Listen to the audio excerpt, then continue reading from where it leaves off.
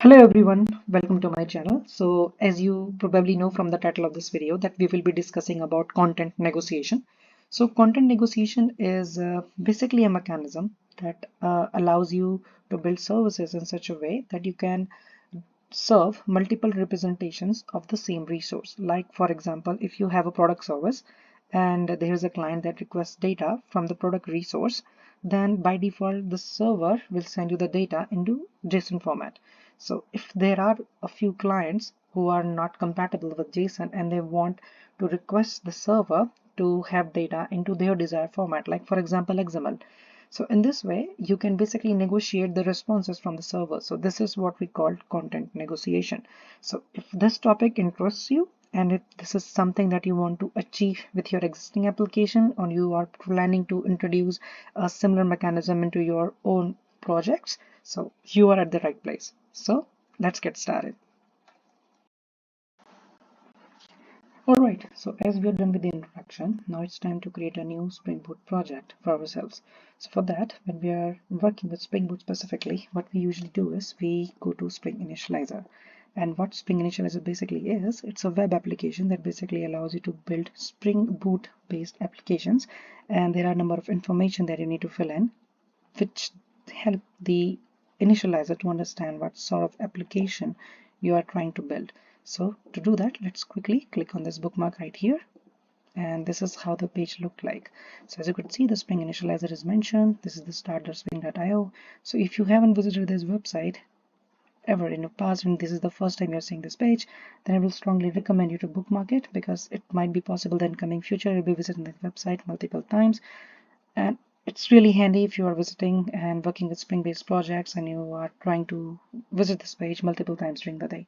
So it's really a very helpful and very handy to have. Okay, so there are a number of options available here. As you can see that there's a project, so it's a build type, so we need a Maven project, and the language we're working with is Java, and the Spring Boot version we'll be working with today, it's 3.1.8.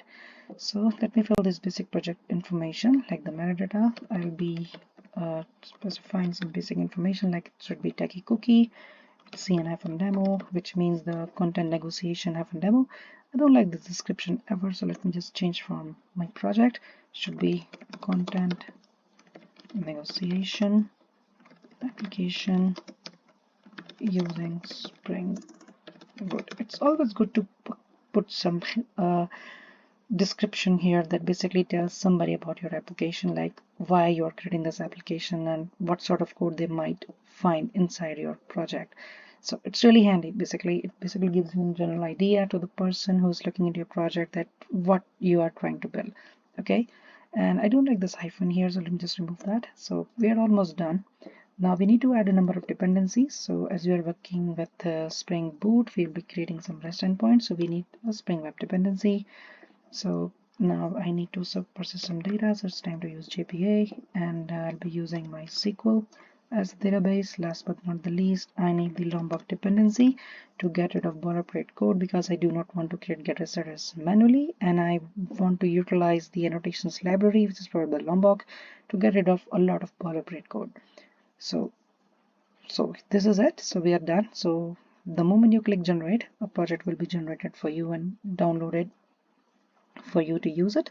So now it's time to pause here for some time, and I want you to just extract this project and put it to a location which is really handy for you to navigate to, because in the next chapter what we'll be doing is we'll be opening this project in your favorite IDE. So I'll be using IntelliJ Community Edition, so I'll be using this IDE to work further on this project. So see you there.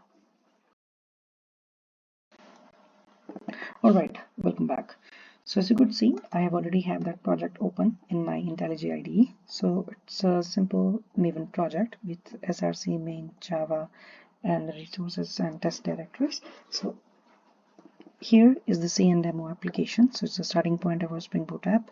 And in the resources down below, we have application.yml. So don't worry if you feel that it should be properties by default, but how come it's YAML?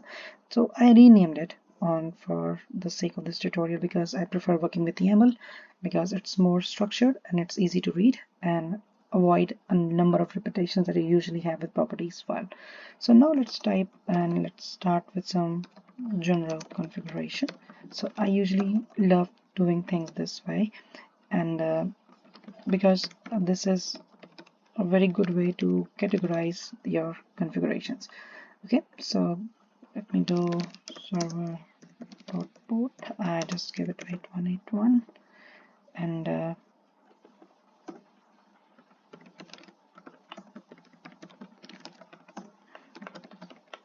Spring application name, content, negotiation, application. Okay, so now it's time to add some data source configurations. So let me do that quickly. So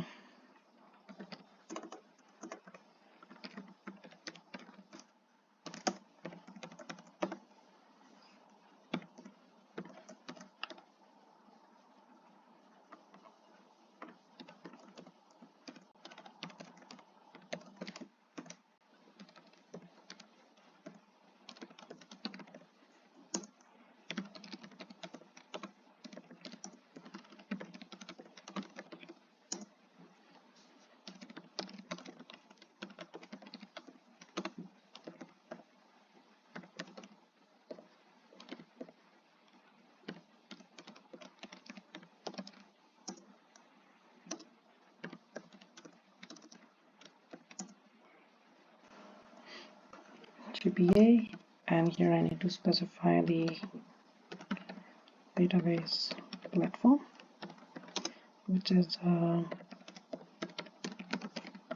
net.dialect.mysql dialect. Last but not least, I need to specify Hibernate to update. Okay. Oh, I missed the secure here. So this is the basic configuration that we need at this stage. So let's quickly create some basic packages. Like first of all, we need a controller package. Then we need a model package. Then we need a service and a repository package. Service, then we need a repository.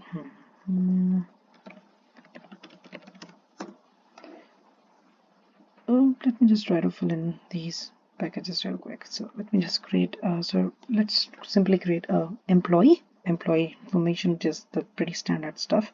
So for me it's a employee controller. Okay, so let's make it controller mapping /API /v1/employee.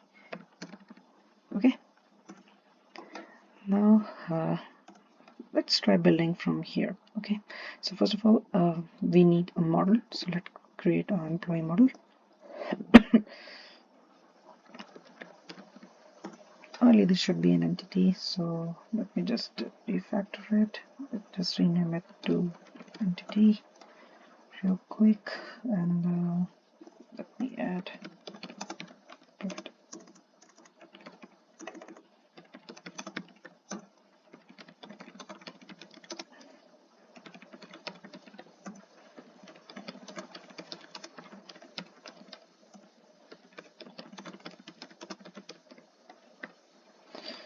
Alright, so let's use Lombok data,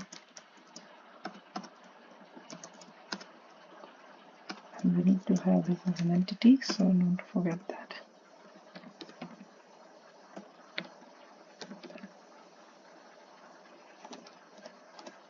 Okay, I'm not specifying any table names here, so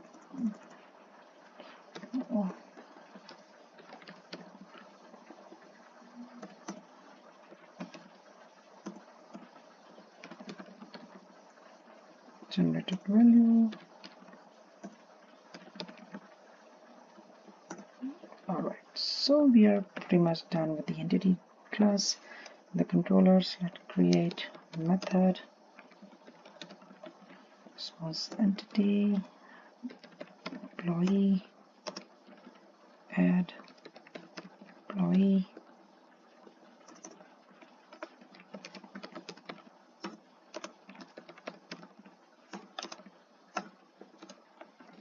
Alright, so I will not be using any logging here because this is not the uh, actual intent of this tutorial. I just want to explain you how you can deal with content negotiation. So guys, please be with me, and I apologize for that because I know it's a small thing, but we can avoid small points here at the moment just to go to the bigger picture. Okay, so please be with me. Okay, so let me just quickly make it a post mapping and just get a slash here.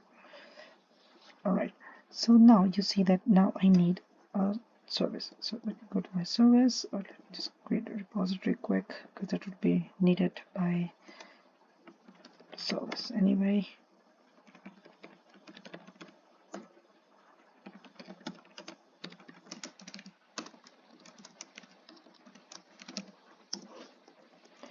Type is employee.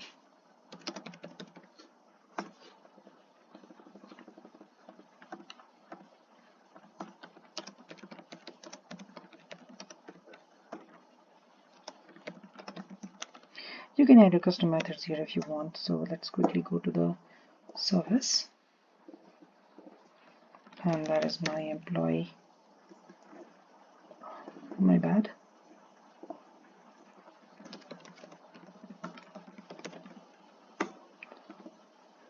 Should be an interface.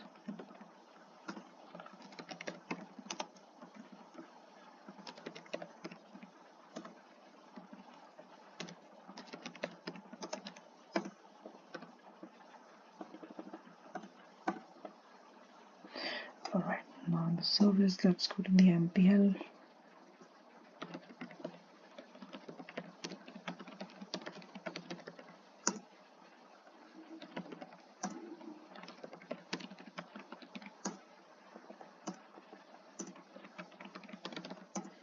With service and the repository, I forgot to do that. I don't need JP Designer at the moment, so let's stop that for a minute. Now let me just try to go to generate and just try to implement methods and then add employee. So here I need the repository.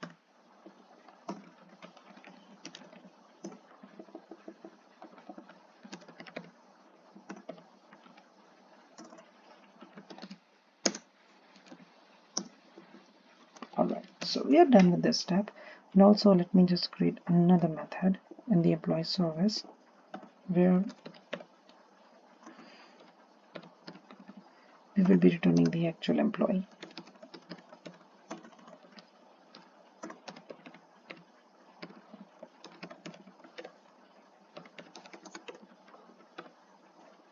Just click here because it's saying that we have an implemented. Just click on this red bulb and just go to implement methods. We have find employee by ID, and here just try to return repository dot find by ID and just type the ID. Now this will return an optional, so let me do that. Just or else throw. I like to doing this. I will not be creating my custom exception at the moment because this is not the focus of this tutorial. Okay, because eventually I know what I need to do, so we will not come to this point, I hope. Okay, so this will either return the employee if it's available or will throw an exception. Please let me know if you want any tutorials with Java 8 and to cover all this functional and lambda information. I will definitely love to do that. Okay, so we have everything in place. Now let's fill this area. So employee service, we have this employee service. Alright, so we are almost done. Here I want to return. First of all, let me just get this employee information here.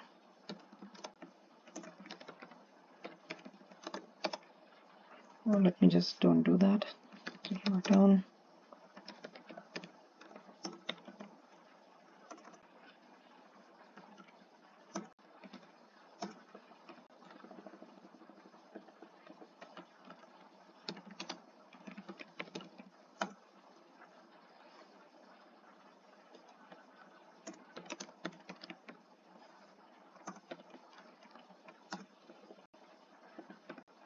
All right, so we are done. Let me just add one more method.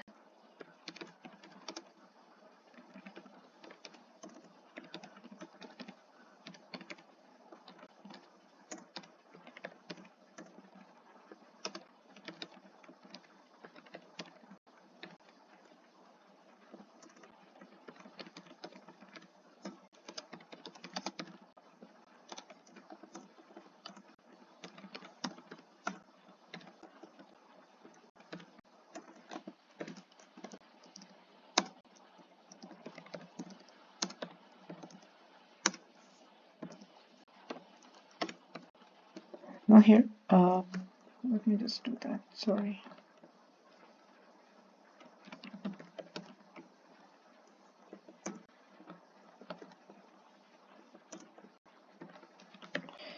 Alright, so we are basically done with most of the thing. Now let's try to run this application, and I just hope that there will be no errors.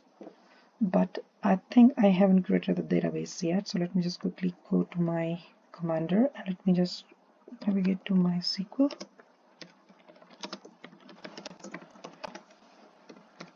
Alright,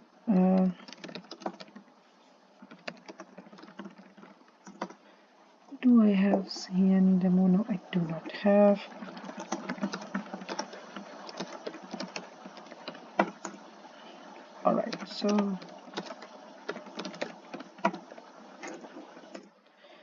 Alright, so I have all this information available to me right now, so let me just double check my configuration. So I have c_demo, localhost, MySQL, I have the driver, I have the dialect, I have the update. So far so good. So now let's try to run this application. Okay, fingers crossed, guys. I hope that this will work. Let me click these two.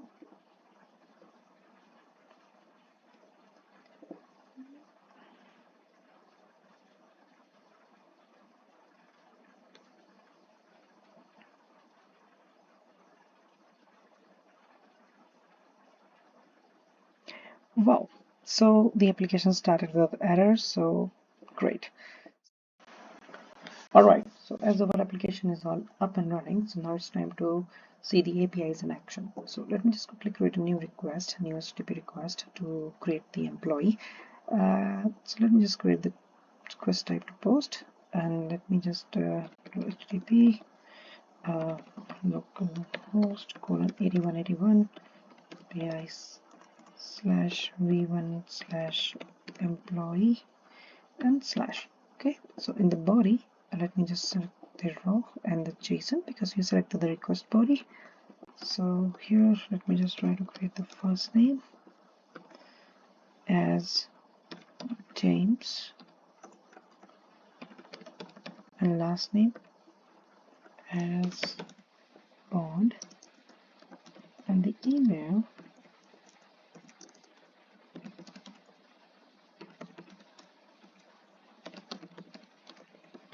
is james.bond@techicookie.com. So I think at this moment we do not require any further information. So let's quickly click send and see what it does. So as expected, as you could see, the API has created this user. So I have this James Bond user in my database. Okay, so now it's time to fetch the details of this employee. So let me create, so as you could see, the ID is 2. So let me just go here and let's try to create another HTTP request. Host :8181/API/v1/employee and /2. So if you click send, it will give you a JSON response. So you see that here we have a JSON response because this is what default you will be provided by the APIs, because by default the results or the resource are represented into JSON. This is what by default we do using Jackson's libraries using Spring Boot. So now what we need to do is we need to configure our existing Spring Boot application in a way that we can provide a more flexibility to the client so that we can configure that the type of response that we need from the server rather than the default JSON that you see here. So let's do that real quick.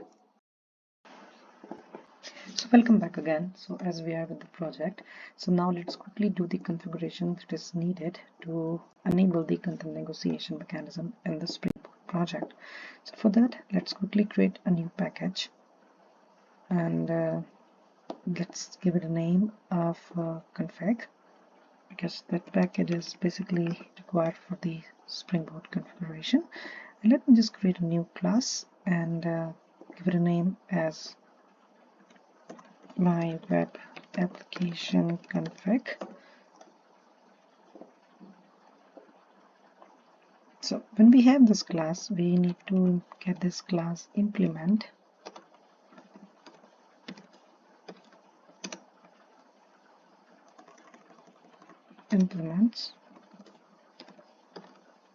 WebMVC configure, and we need to make sure that we add this as a configuration bean into the Spring Boot, so that when the application starts up, this bean also gets loaded. So here what we need to do is we need to just open the default palette, and we need to implement the methods, and we have a configure content negotiation method. So let's remove this default line that comes with it, and let me just do the configurer dot default. First of all, we need to set the favorite parameter to true.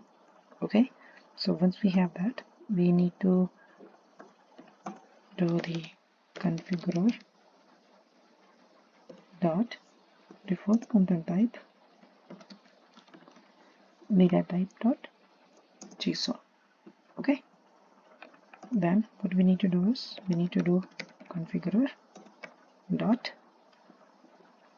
parameter name is media type. Okay, then we need to do is configurer dot media type. If the media type is XML, then we need to do is media type dot application dot XML. Okay, and if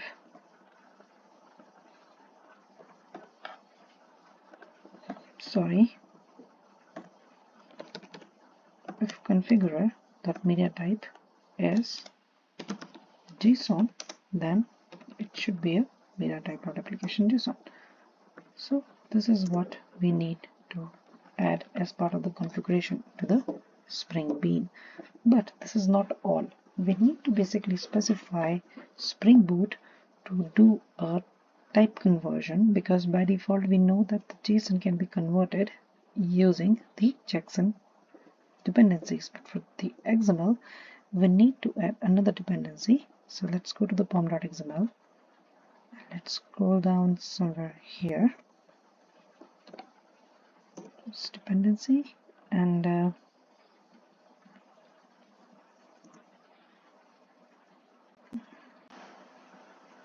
it should be Jackson data format.xml. Alright, so we are done. So we are done with all the configurations that is needed. So let me just try to rebuild the Maven project with the new dependencies.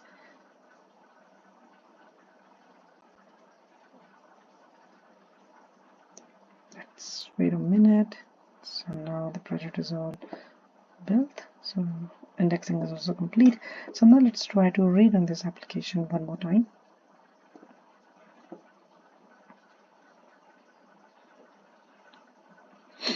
Let's wait for a minute for Spring Boot to basically start its job.